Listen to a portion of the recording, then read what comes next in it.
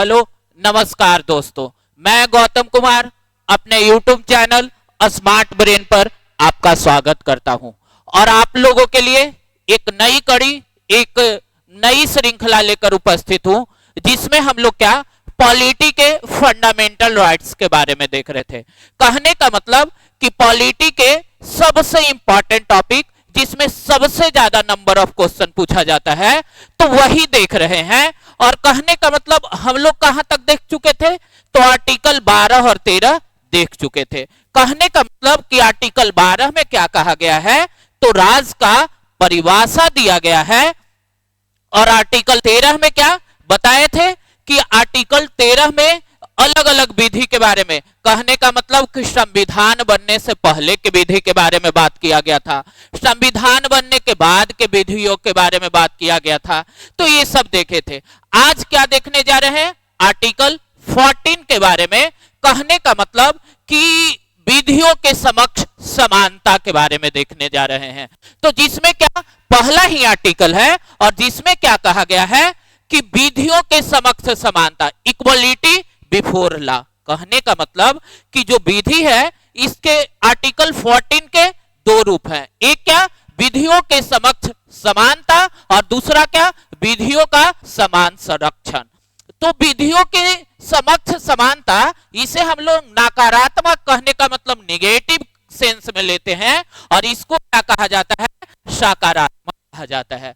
और यहां देख रहे हैं इक्वलिटी बिफोर लॉ, ये कहा ब्रिटेन के संविधान से लिया गया है। और ब्रिटेन में एक प्रोफेसर थे जिनका नाम था प्रोफेसर डाइसी, उन्हीं के द्वारा क्या कहा गया था, रूल ऑफ लॉ, विधि का शासन का बात किसके द्वारा किया गया था, एबी डाइसी के द्वारा। क्या बोले, आर्टिकल 14। कहने का मतलब क्या, मतलब समानता के बारे में बात किया गया है और जिसमें इसके दो अर्थ निकलते हैं। क्या, equality before law, equal protection of law. कहने का मतलब कि विधियों का समानता जो है, तो ये कहा इक्वलिटी बिफोर लॉ कहां से लिया गया है, तो ये ब्रिटेन के संविधान से। और विधियों का समान संरक्षण कहां से, तो अमेरिका से लिया गया है। क्या क्या बोले, आर्टिकल 14 और जिसके दो पार्ट, क्या विधियों के समक्ष समानता और क्या विधियों का समान संरक्षण। तो रूल ऑफ लॉ मतलब विधि का शासन के दो अर्थ होते हैं।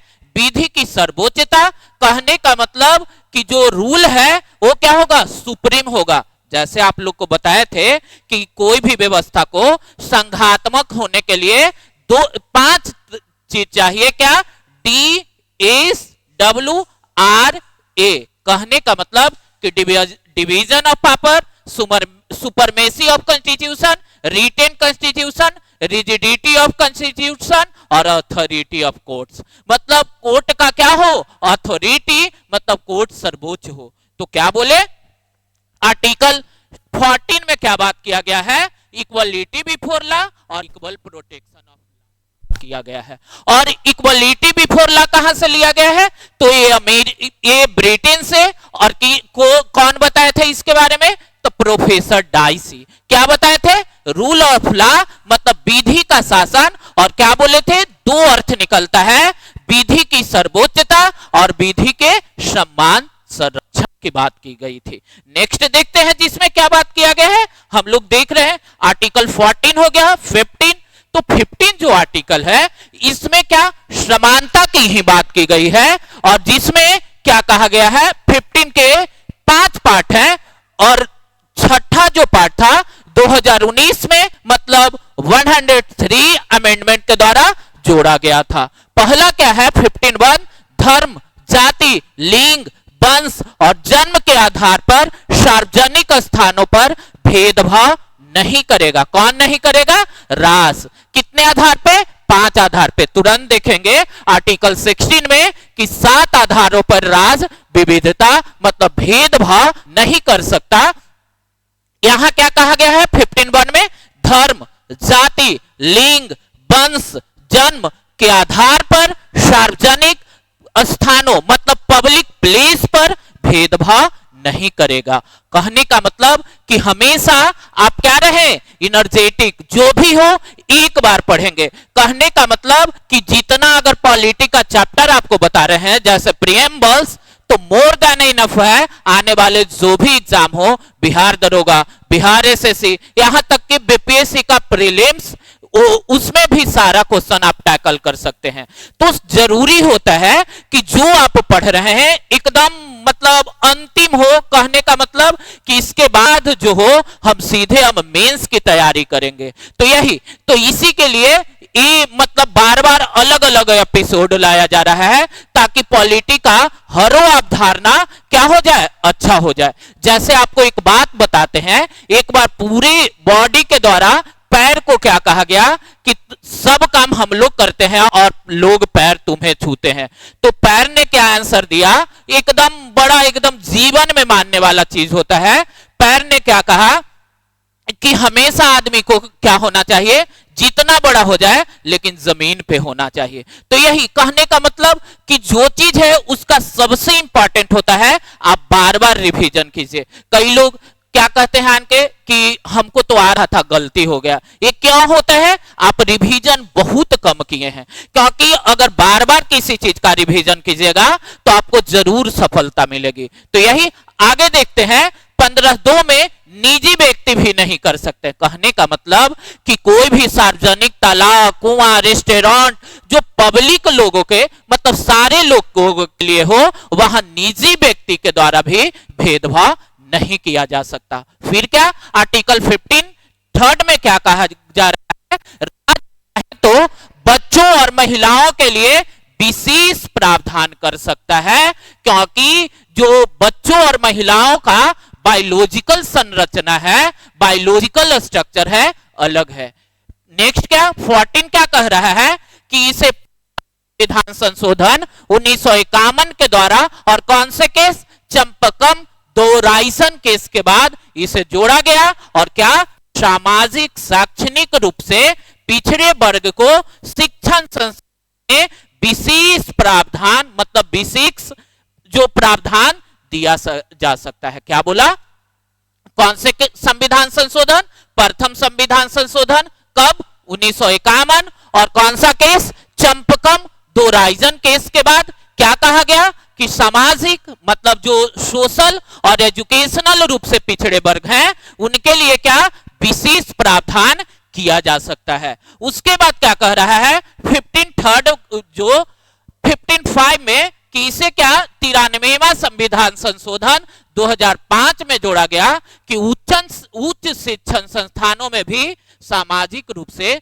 जो पिछड़े वर्ग हैं उनके लिए विशेष प्रावधान किया जा सकता है। और 15(6) इसे कब, तो 103वां संविधान संशोधन 2019 में जोड़ा गया और इसके तहत क्या कहा गया कि जो लोग मतलब आर्थिक रूप से पिछड़े हैं उन्हें 10% का आरक्षण शिक्षण संस्थानों में दिया जाएगा। क्या क्या बोला 15 में, क्या होगा, राज, धर्म, जाति, लिंग, वंश, जन्म स्थान के आधार पे सार्वजनिक स्थानों पे भेदभाव नहीं कर सकता। उसके बाद निजी व्यक्ति भी भेदभाव नहीं कर सकते। कहां नहीं कर सकते, तो सार्वजनिक तालाब, कुआं, रेस्टोरेंट, पब्लिक जगह पे। राज्य चाहे तो बच्चों और महिलाओं के लिए विशेष प्रावधान कर सकता है। और पहला संविधान संशोधन 1951 के द्वारा क्या कहा गया कि सामाजिक और शैक्षणिक रूप से जो पिछड़े वर्ग हैं उनके लिए शिक्षण संस्थान मतलब एजुकेशनल इंस्टीट्यूट में विशेष प्रावधान किया जा सकता है।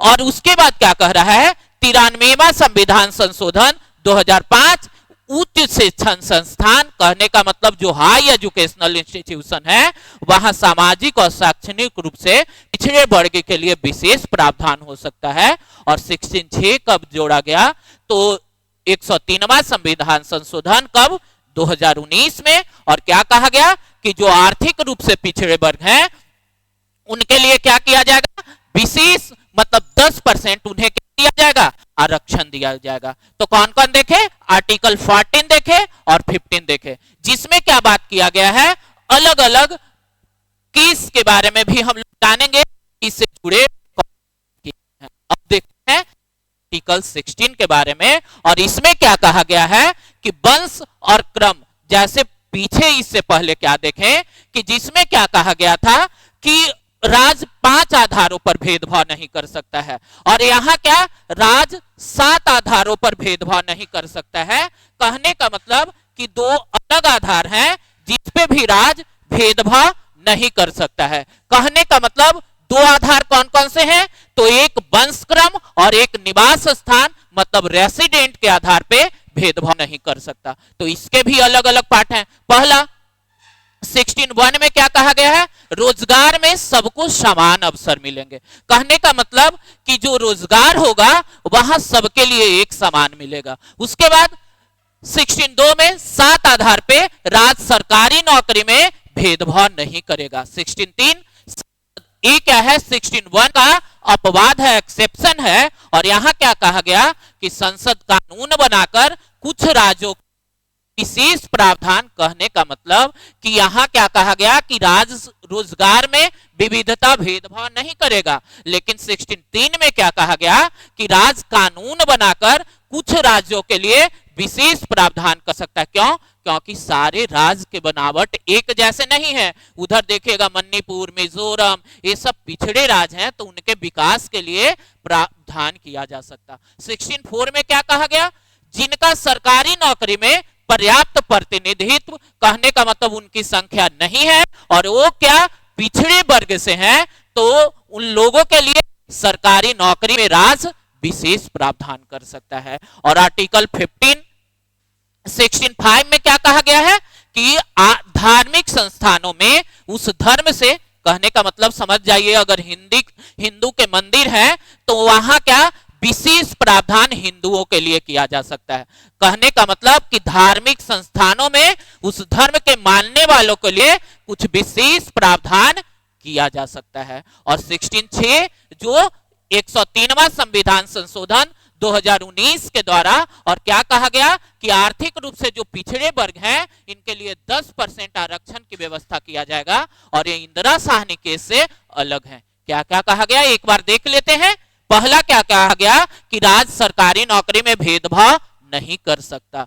दूसरा में क्या कहा गया कि 7 आधारों पे राज्य सरकारी नौकरी में भेदभाव नहीं कर सकता। 5 जो 15 में है, और 2 जोड़ा गया वंशक्रम और रेसिडेंट के आधार पे। 3 16(1) का अपवाद कौन है? 16(3). और यहां क्या कहा गया कि संसद कानून बनाकर कुछ राज्यों के लिए विशेष प्रावधान कर सकता। और 16(4) में जो सामाजिक रूप से पिछड़े हैं और जो अल्पसंख्यक हैं उनके लिए विशेष प्रावधान हो सकता है।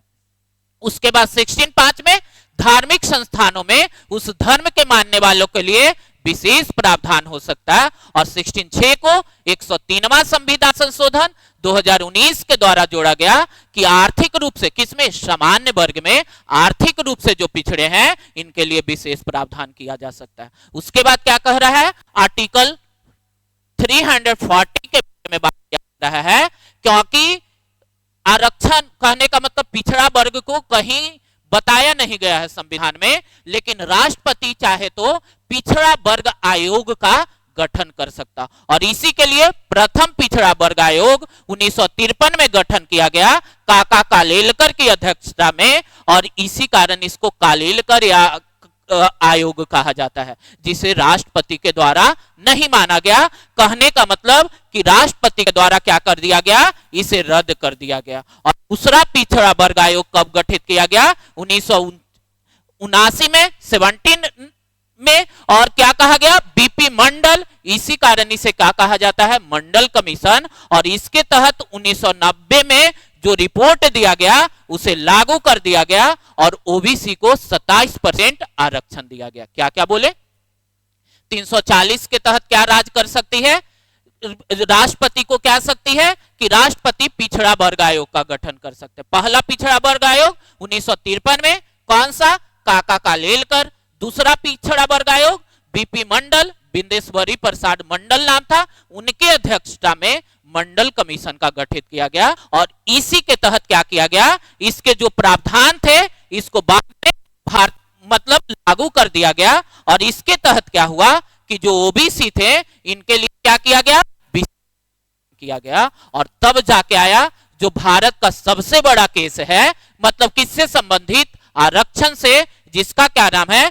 इंदिरा साहनी केस। और इंदिरा साहनी केस में क्या कहा गया कि आरक्षण समानता का विरोधी नहीं है। कहने का मतलब जो रिजर्वेशन दिया जाए ये इक्वलिटी के अगेंस्ट नहीं है। और क्या कहा गया, आरक्षण का आधार जाति को बनाया जा सकता है। और क्या कहा गया, जो पदोन्नति है कहने का मतलब कि उसमें आरक्षण नहीं मिलेगा और आरक्षण की सीमा 50% से अधिक नहीं हो सकता। किसके बारे में बात कर रहे हैं, इंदिरा साहनी केस में। और क्या कहा गया, आरक्षण की न्यायिक पुनराविलोकन संभव है, मतलब न्यायिक पुनराविलोकन किया जा सकता है। क्या क्या इंदिरा साहनी केस में कहा गया कि आरक्षण समानता का विरोधी नहीं है। और क्या कहा गया, आरक्षण का आधार जाति को बनाया जा सकता है, आरक्षण 50% से ज्यादा नहीं दिया जाएगा और पदोन्नति में आरक्षण नहीं दिया जाएगा। लेकिन क्या आर्टिकल 16(4) कल लाया गया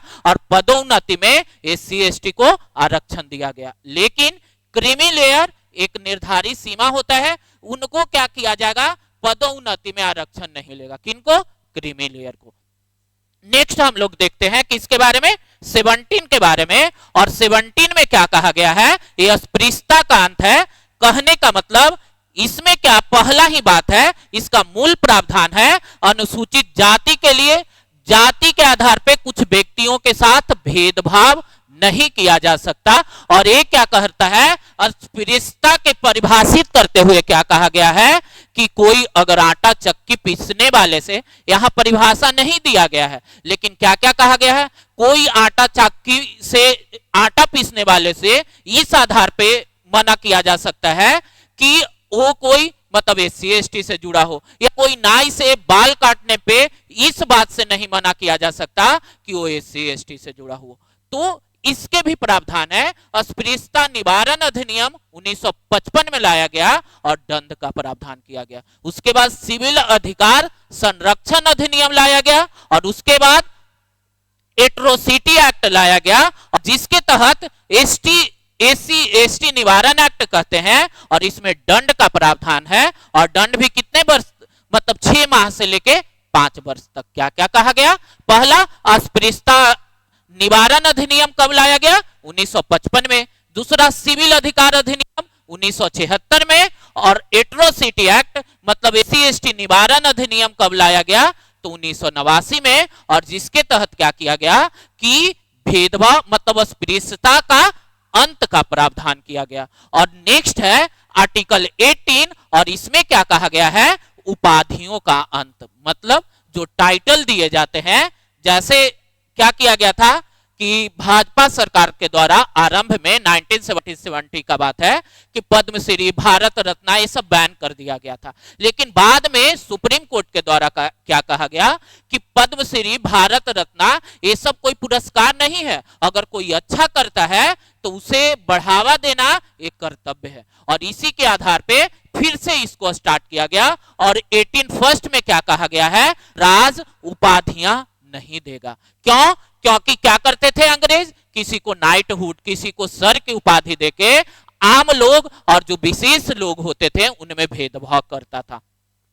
इसका अपवाद क्या है, सेना और शिक्षा के क्षेत्र में उपाधियां दी जा सकती है। उसके बाद क्या कह रहा है 18(2), जिसमें क्या कहा गया है, भारतीय व्यक्ति को जो विदेशी राज के द्वारा उपाधियां नहीं दिया जा सकता, और वैसे व्यक्ति जो क्या है विदेशी हैं लेकिन क्या राज के अधीन, कहने का मतलब विदेशी होने के बावजूद कोई भी, जैसे मानिए ना कोई USA का है और वो क्या इंडिया के अधीन मतलब भारत में कोई काम कर रहा है, तो भारत के राष्ट्रपति के बिना अनुमति के उसे कोई बाहर का स्टेट कोई पुरस्कार नहीं दे सकता, ये कहा गया है।